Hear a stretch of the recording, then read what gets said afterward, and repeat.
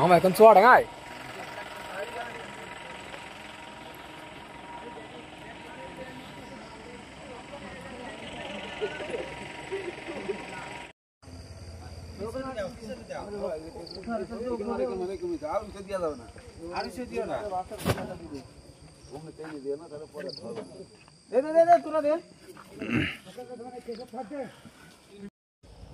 তোর নাম কি?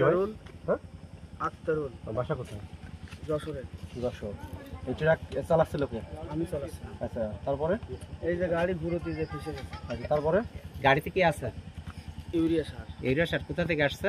এটা নবপাড়া থেকে লোড হয়েছে কালীগঞ্জ গুদাম, কালীগঞ্জ গুদাম থেকে নিয়েছে। ও, এর কি কাগজপাতি আছে? কাগজপাতি আপনার চালান কপি বা কোথা থেকে কার কাছে আসছে কাগজটা? কাগজটা রেখে দিয়েছে, নাম্বারে পাঠাই দিয়েছে। ও, গেল কার কাছে আসছে সারটা? ওই যে আপনার রফিকুল ইসলাম না কি নাম? রফিকুল ইসলাম, বাড়িগঞ্জে? কালীগঞ্জ। কালীগঞ্জে উনার সার? জি।